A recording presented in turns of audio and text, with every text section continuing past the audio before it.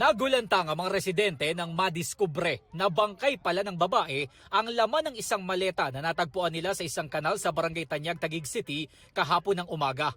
Ayon sa barangay, nakabalot pa ito sa itim na plastic bag nang makita ng isang nangangalakal habang nakasabit sa mga hose ng tubig. Pero masangsang daw ang amoy nito kaya kaagad siyang humingi ng tulong sa barangay para maiahon ito sa tubig. Ang mga tanod ng barangay ang nagbukas ng maleta. Yung nung binuksan ko bandang taas, nakita ko na yung dito sa gilid. Yun, ang mata sabi ko tao. Yung una kong pagbukas, mga plastic bag sir, kulay itim.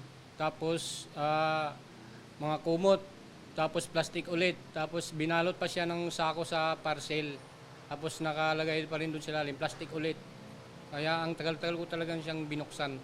Ayon sa barangay, hindi pa masabi kung residente nila ang biktima. Araw-araw nagche-check ako ng blatter book, wala pong reported missing person. Blanco pa ang pulisya sa ikakakilanlan ng babae na posibleng nasa edad 35 hanggang 40. Pero sa inisyal na investigasyon ng pulisya, mayroong tattoo ng 3-star and a sun ang kanang binti ng biktima. May nakasulat din na Walter sa pagitan nito. Mayroon din siyang tribal tattoo sa kanyang braso. Sabi ng pulisya, may posibilidad na inanod lang papunta sa Barangay Tanyag ang bangkay dahil sa lakas ng ulan noong Huwebes ng gabi.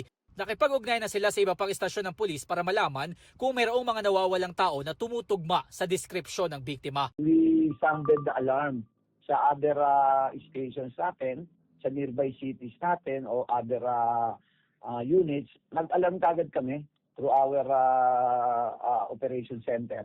Hinihintay pa ng pulisya ang resulta ng autopsy para malaman ang sanhi ng pagkamatay ng biktima.